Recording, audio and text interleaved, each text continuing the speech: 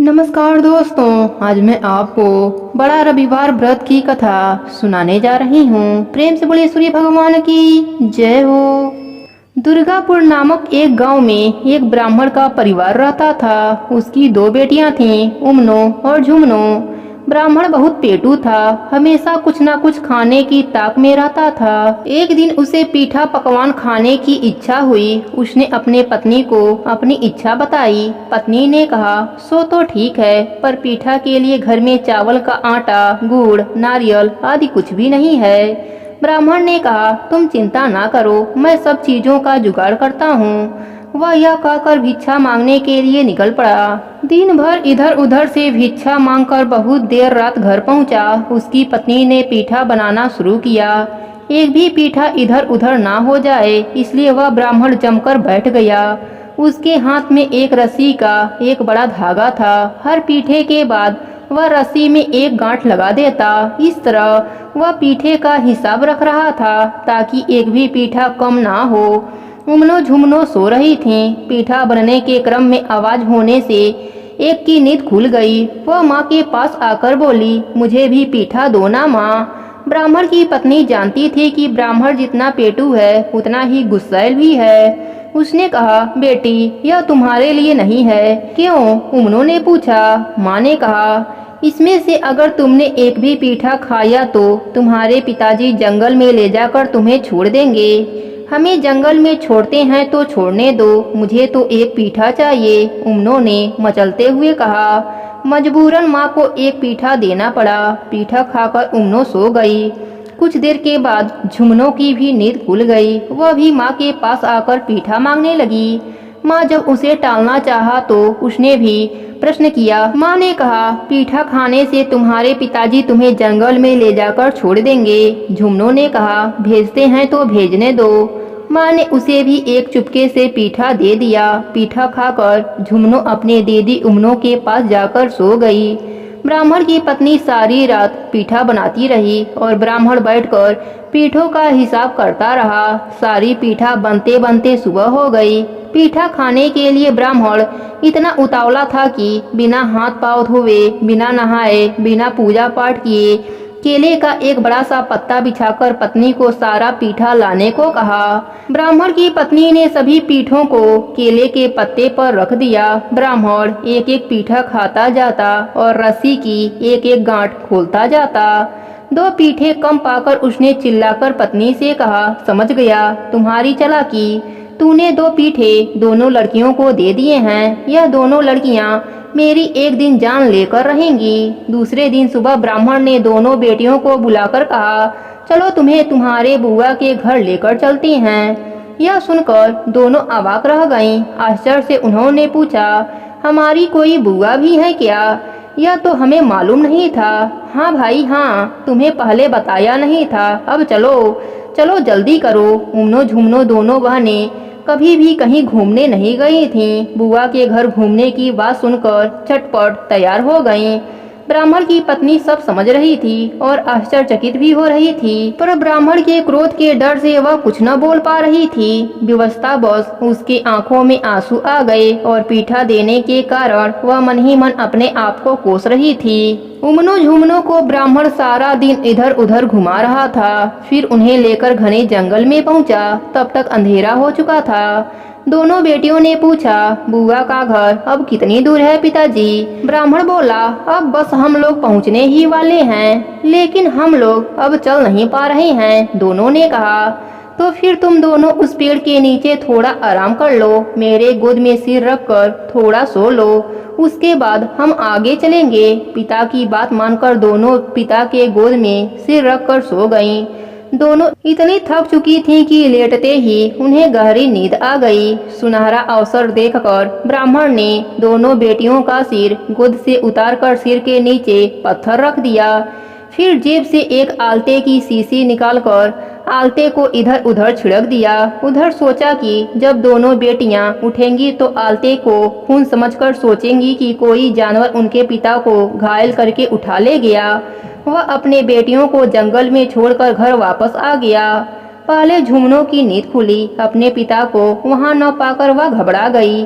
उसने सोचा निश्चय ही पीठा खाने के अपराध के कारण उसके पिता उसे जंगल में छोड़कर चले गए हैं। उसने उमनो को जगाया। उसे विश्वास ही नहीं हो रहा था कि उसके पिता इस तरह छोड़कर जा सकते हैं। वह चारों ओर फैले आलते को खून समझकर बोली, लगता है पिताजी को बाघ उठाकर ले गया है। उमनो ने पूछा, फिर हमारे माथे के नीचे पत्थर कहाँ से आया?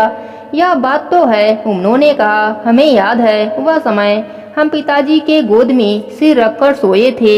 अगर बाघ पिताजी को ले गया तो हमारे सर के नीचे पत्थर कौन रख गया? निश्चय रूप से पीठा खाने के अपराध में पिताजी ने हमें जंगल में छोड़ गए हैं, झुमनों ने कहा। झुमनों की बात उसे सच लगी, परंतु अब वे क्या करें? चारों ओर घना जंगल, जंगली जानवर की आवाजें। अब वे क्या करेंगी? कहाँ जाएंगी? झुमनों ने कुछ देर तक सोचने के बाद कहा, दीदी, इस समय हमें धैर्य से काम लेना होगा। चिंता करने और रोने धोने से कोई लाभ नहीं होगा। पहले हमें किसी सुरक्षित आश्रय की खोज करनी चाहिए। सामने एक विशाल बरगद का पेड़ है, उसकी ओट पर हम रात बिता सकते हैं। फिर उन्होंने बरगद के पेड़ की ओट में रात बिताया। सुबह होते ही वह जंगल से बाहर निकलने के लिए तेज कदमों से चलने लगी। कुछ दूर जाने पर उनकी दृष्टि कुछ देव कन्याओं पर पड़ी। वे कोई पूजा कर रही थीं। उन्हें देख दोनों ने सोचा, यह किसकी पूजा कर रही हैं? तभी किसी की आवाज उन्हें सुनाई पड़ी, यह लोग सूर्य देव की पूजा कर रहे हैं। क्यों? यह दोनों ने पूछा। उत्तर मिला, दरिद्रता से मुक्ति पाने के लिए। उमनो झुमनो उस ओर बढ़ी। वहाँ उनके खड़ा होते ही पूजा का कलश उलट गया। देव कन्याएं चिल्ला उठी, कौन है यह पापिन? क्या चाहती हो तुम दोनों? दोनों बोली, हम अत्यंत असहाय हैं। हमारे पिताजी कल रात हमें जंगल में छोड़कर चले गए। घूमते घूमते हम यहाँ आ पहुँचे हैं। हम पर दया कीजिए। उनकी काटरवाड़ी सुनकर देव कन्याओं का मन पसीज गया। उन्होंने कहा, जाओ सामने के तालाब में स्नान करके आओ, फिर हमारे साथ पूजा करना। दोनों उमनो झुमनो तालाब में स्नान करने गई। पानी में पैर रखते ही तालाब का सारा पानी सूख गया। उन लोगों ने वापस आकर देव कन्याओं को सारी बात बताई। तब तक देव कन्या ने दूब की एक अंगूठी तैयार कर उन्हें दी और कहा, पहले इसे तालाब में फेंकना, फिर उसमें उतरना। किसी प्रकार की असुविधा नहीं होगी। दोनों उमनो झुमनो तालाब के पास पहुँचे और दूब की उस अंगूठी को उस तालाब में फेंक दिया। देखते ही देखते तालाब पानी से भर गया और वह दोनों उसमें स्नान कर लौटी। पूजा समाप्त होने पर देव कन्याओं ने उन्हें वर मांगना सिखाया। देव कन्याओं के कथनानुसार दोनों बहनों ने सूर्य भगवान के सम्मुख अपनी मनोकामना प्रकट की। उन्हें प्रणाम करके भगवान का प्रसाद और कलश लेकर घर की ओर चल पड़ी। रास्ते में एक जगह दोनों ने देखा, एक छोटे से तालाब में ढेर सारा कर्मी का साग है। उन्हें साग तोड़ने की इच्छा हुई। दोनों ने जैसे ही तालाब की ओर पैर बढ़ाया, एक सोने का सिर उमनो के पैर में उलझ गया। उमनो ने उठाकर कपड़ों में छिपा लिया। उसके बाद दोनों घर की ओर चल पड़ी। घर पहुंचने पर उनके पिता ने उस सोने के सिर को देखा तो घबराकर चिल्लाते हुए बोले, यह क्या है? इसे यहाँ क्यों लेकर आई हो? क्या हमारे हाथों में हथकड़ी लगवाओगी? पिताजी, आप क्या कर रहे हैं? हम तो साग तोड़ने गए थे, हमें तो यहाँ वहाँ अचानक मिल गया। तुम्हारे कहने से कुछ नहीं होता, तुरंत इसे फेंक दो। यह कहकर ब्राह्मण ने सोने के सिर को फेंक दिया। लेकिन आश्चर्य, वह सिर फिर लौटकर आ गया। ब्राह्मण अवाक, ऐसी घटना उसने पहले कभी नहीं देखी थी। उमनो झुमनो ने जंगल में देव कन्याओं से हुई भेंट और सूर्य भगवान की पूजा की सारी बातें अपनी माँ पिताजी को बताई। ब्राह्मण की पत्नी ने सारी बातें सुनने के बाद बेटियों द्वारा लाई गई पूजा के कलश को घर में स्थापित कर दिया और माँ उसकी पूजा करने लगी। देखते ही देखते उसके घर का सब कुछ बदल गया। ब्राह्मण की पत्नी को चांद सा पुत्र हुआ। सूर्य भगवान की कृपा से उमनो का उस देश के राजा के साथ तथा झुमनो का वहाँ के मंत्री के साथ विवाह हो गया। बेटियों के ससुराल जाने से पहले ब्राह्मण ने उनसे पूछा, हाँ तो बेटी, तुम लोगों की कोई इच्छा है तो बोलो। उमनो ने कहा, बहुत दिनों से मांगुर मछली का शोरबा नहीं पिया, खूब इच्छा हो रही है। झुमनो ने कहा, आज बड़का इतवार है, मैं पूजा करना चाहती हूँ। इसके लिए जरूरत का सारा सामान ला दीजिए। ब्राह्मण ने सारा सामान लाकर दे दिया। अपना अपना काम निपटाकर दोनों हाथी पर चढ़कर अपने अपने पति के घर को रवाना हुई। उमनो जिस रास्ते से गुजर रही थी उसके चारों ओर महामारी फैल रही थी। लोगों का घर आग में जलकर गिरने लगे। चोरी डकैती खून राजनी चारों ओर होने लगी। दूसरी ओर जिस रास्ते से झुमनो जा रही थी उसके चारों ओर से खुशी की आवाजें आ रही थीं। पेड़ पौधे फूलों से लद रहे थे। खेतों में सोने की फसल लहलहा रही थी। उमनो राजा के साथ राजमहल में आई। राजा की माँ ने द्वार पर ही सोने की चौकी सोने की डलिया लेकर खड़ी थी। उमनो ने जैसे ही सोने की चौकी पर पैर रखा वह लोहे में बदल गया। उमनो के सिर पर सोने की डलिया छुआते ही यह डलिया भी लोहे में बदल गई। सास बड़बड़ाती हुई बोली, ऐसी कुलच्छनी बहू मैंने कभी नहीं देखी। उधर झुमनों के साथ अलग प्रकार की घटनाएं घटी। मंत्री राजा की तरह संपन्न नहीं थे। बहू का स्वागत करने के लिए मंत्री की माँ के पास न सोने की चौकी थी न सोने की डलिया थी। मंत्री की माँ साधारण सामान लेकर खड़ी थी, लेकिन चमत्कार हो गया। झुमनों ने जैसे ही चौकी पर पैर रखा चौकी सोने की हो गई। डलिया भी झुमनों से छुआते ही सोने की हो गई। ऐसी सुलक्षणी बहू पाकर सास के खुशी का ठिकाना न रहा। इतना ही नहीं, उमनो को रानी बनाकर लाने के बाद से राजा के मानो बुरे दिन आ गए। कभी हाथी खाने में हाथी मरते तो कभी घोड़सवार में घोड़े। राज्य में चारों ओर महामारी फैल गई। लोगों ने आपस में कहना शुरू किया, ऐसी कुलच्छनी बहू कभी नहीं देखी। एक एक करके सभी को खा जाएगी। राजा को खटका लगा। एक तरफ उसके घर का बुरा हाल और दूसरी ओर मंत्री की दिन पर दिन उन्नति। एक दिन राजा ने मंत्री से साफ शब्दों में पूछ ही लिया, यह सब कैसे हो रहा है भाई? मंत्री बोला, यह तो मैं भी नहीं समझ पा रहा हूँ। राजा ने कहा, चाहे जो हो, कुलच्छनी बहू मुझे नहीं चाहिए। कल ही उसकी गर्दन कटवा देना। मंत्री धर्म संकट में पड़ गया, लेकिन राजा का आदेश वह टाल न सकता था। लाचार होकर जल्लाद को बुलाकर उसने राजा के आदेश का पालन करने को कहा, लेकिन जल्लाद को दया आ गई। उसने उमनो को झुमनो के घर के सामने छोड़ दिया और एक कुत्ते को काटकर उसका खून राजा को दिखा दिया। झुमनो ने बड़े प्यार से उमनो को अपने पास बैठाया, उसकी सारी बातें सुनी, फिर कहा, जानती हो दीदी, यह सब सूर्य भगवान के कोप से हो रहा है। झुमनो ने उमनो को अपने ही घर में इस प्रकार छुपाकर रखा कि उसके पति को भी इसकी भनक न लग सकी।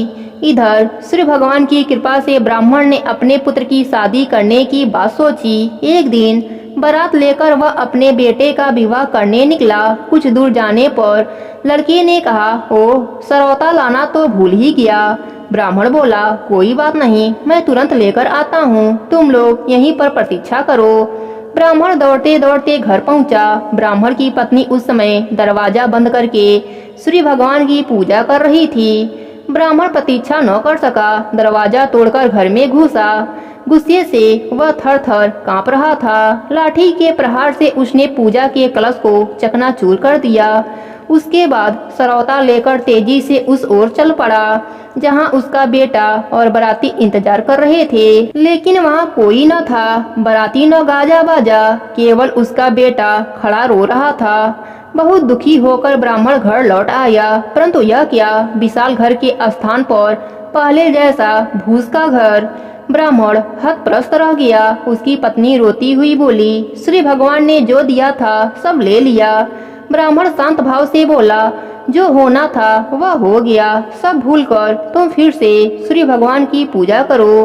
ब्राह्मण पत्नी दुखी होकर बोली, कैसे करूंगी पूजा, कुछ भी तो घर में नहीं है। ब्राह्मण बोला, चिंता मत करो, मैं सारी व्यवस्था करता हूँ। ब्राह्मण सहायता लेने की आशा में झुमनो के घर गया। बेटी के ठाट बाट देखकर वह दंग रह गया।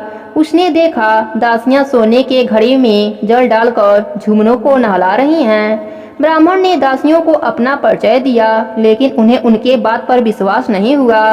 तब ब्राह्मण घास की एक अंगूठी बनाकर पास रखे एक घड़े में फेंक दिया। जब दासियां झुमनों के सिर पर जल डाल रही थीं, तब वही घास की अंगूठी गिर पड़ी। झुमनों ने पूछा, क्या है यह, किसने इसमें डाला है?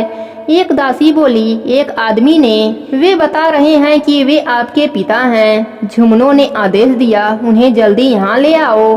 दासियां शीघ्र ब्राह्मण को अंदर ले गईं।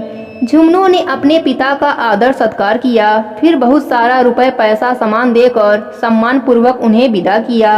लेकिन रास्ते में ही डाकुओं ने सब कुछ लूट लिया। बेचारा ब्राह्मण खाली हाथ घर लौटा। पति को खाली हाथ लौटा देख उसकी पत्नी ने पूछा, क्या बेटी ने कुछ भी नहीं दिया? ब्राह्मण बोला, दिया तो बहुत कुछ था, लेकिन डाकुओं ने सब कुछ लूट लिया। अब क्या होगा? इस बार तुम जाओ, ब्राह्मण बोला। ब्राह्मण की पत्नी झुमनों के घर गई। वहां उसका बहुत आदर सत्कार हुआ। उसने अपने आने का कारण बताया। झुमनों अपनी माँ को सलाह देती हुई बोली, तुम यही सूर्य भगवान की पूजा करके घर जाना। ब्राह्मण की पत्नी मान गई। उसके बाद पूजा का वही दिन आया। झुमनों ने अपनी दीदी उमनों को उपवास करने और सूर्य भगवान की पूजा करने को कहा। पूजा के अंत में इच्छित वर मांगने को कहा। ब्राह्मण की पत्नी ने मांगा, मेरा सब कुछ पहले जैसा हो जाए। उमनों ने मांगा, मेरा घर जैसा था फिर से वैसा ही हो जाए, मुझ पर पति की कृपा हो। देखते ही देखते दोनों की इच्छाएं पूर्ण हो गईं। उनके जीवन में किसी भी चीज का अभाव न रहा। हे सूर्य भगवान, जैसे आपने इन सब पर अपनी कृपा करी, वैसे ही अपने सभी भक्तों पर अपनी कृपा बनाए रखना। जो भी आपकी कहानी सुन रहा है, उसके घर में अन्य धन का भंडार भरना, उसे कभी भी रोग मत होने देना। प्रेम से बोलिए सूर्य भगवान की जय हो।